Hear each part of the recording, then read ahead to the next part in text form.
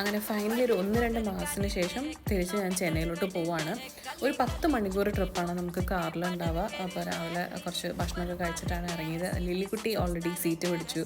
അവൾ പുറത്തെ കാഴ്ചകളൊക്കെ കണ്ട് ഉറങ്ങാൻ തുടങ്ങി. പോകുന്ന വഴിക്ക് നല്ല മഴയായിരുന്നു, നല്ല ഇടിമിന്നലൊക്കെ ഉണ്ടായിരുന്നു, ഫുൾ ടൈം മഴ തന്നെയായിരുന്നു. അപ്പം ഹണിയെ സാധാരണ ഞങ്ങൾ പുറത്ത് അങ്ങനെ തുറന്നു വിടാറില്ല, കാരണം ഹണി കുറച്ച് പാനിക്കിങ് ടൈപ്പാണ്. അപ്പോൾ അവൻ എപ്പോഴും അവൻ്റെ ഈ കൊട്ടയ്ക്കകത്ത് തന്നെ അവൻ കിടക്കുക. അപ്പോൾ അതിനകത്ത് ലില്ലിക്കുട്ടി ചാടി കയറി പോകുന്നതാണ് ഇപ്പോൾ കണ്ടത്.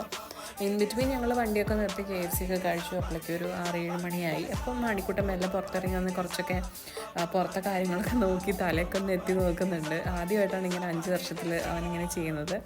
അങ്ങനെ ഇപ്പോൾ ഓൾമോസ്റ്റ് ഒരു 9-10 മണിയായി. നമ്മൾ ചെന്നൈയിൽ എത്തിയപ്പോഴാണ് ഈ ഒരു സിറ്റുവേഷൻ കണ്ടത്. ഭയങ്കര ഫ്ലഡഡ് ആയി പോയിട്ടുണ്ടായിരുന്നു.